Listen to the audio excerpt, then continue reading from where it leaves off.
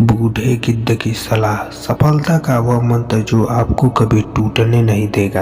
एक बार गिद्धों का झुंड उड़ता उड़ता एक टापू पर जा पहुंचा। वह टापू समुद्र के बीचों बीच स्थित था, जहां ढेर सारी मछलियां, मेढक और समुद्री जीव थे।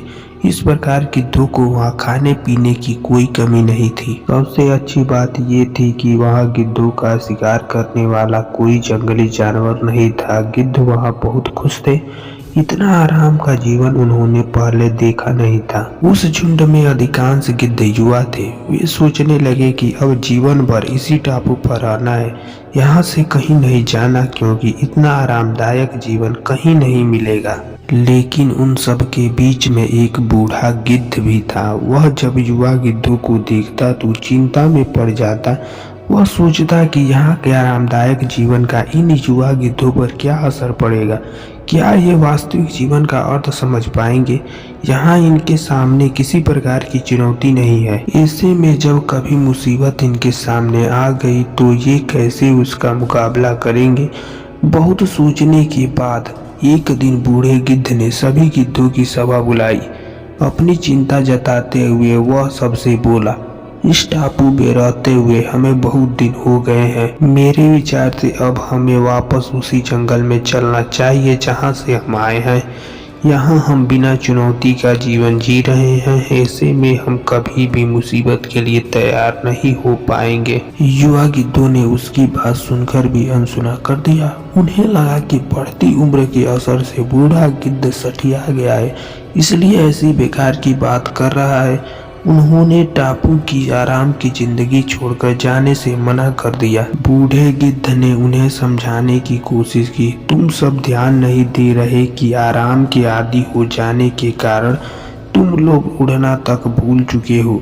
ऐसे में मुसीबत आई तो क्या करोगे? मेरी बात मानो, मेरे साथ चलो। लेकिन किसी ने बूढ़े गिद्ध की बात नहीं मानी। बूढ़ा गिद्ध अकेला ही वहां से चला गया। कुछ महीने बीते। एक दिन बूढ़े गिद्ध ने टापू पर गए गिद्धों की खोज खबर लेने की सोची और उड़ता उड़ता उस टापू पर पहुंचा। टापू पर जाकर उसने देखा कि वहां का नजारा बदला हुआ था। जहां देखो वहां गिद्धों की लाशें पड़ी हुई थी। कई गिद्ध लहूलुहान और घायल पड़े हुए थे। हैरान बूढ़े गिद्ध ने एक घायल गिद्ध से पूछा, ये क्या हो गया? तुम लोग की ये हालत कैसे हुई? घायल गिद्ध ने बताया, आपके जाने के बाद हम इस टापू पर बड़े मजे की जिंदगी जी रहे थे। लेकिन एक दिन एक जहाज यहाँ आया। उस जहाज ने यहाँ चीते छोड़ दिए। शुरू में तो उन चीतों ने हमें कुछ नहीं किया, लेकिन कुछ दिनों बाद जब उन्हें आभास हुआ कि हम उड़ना भूल चुके हैं, हमारे पंजे और नाखून इतने कमजोर पड़ गए हैं कि हम तो किसी पर हमला भी नहीं कर सकते और न ही अपना बचाव कर सकते हैं। तो उन्होंने हमें एक एक कर मारकर खाना शुरू कर दिया। उनके ही कारण हमारा ये हाल है। शायद आपकी बात ना मानने का ये फल हमें मिला है। अक्सर कंफर्ट जोन में जीने के बाद उससे बाहर आ पाना मुश्किल होता है। ऐसे में चुनौतियां आने पर उसका सामना कर पाना आसान नहीं होता। इसलिए कभी भी कंफर्ट जोन में जाकर खुश ना हो जाएं। खुद को हमेशा चुनौती देते रहें और मुसीबत के लिए तैयार रहें।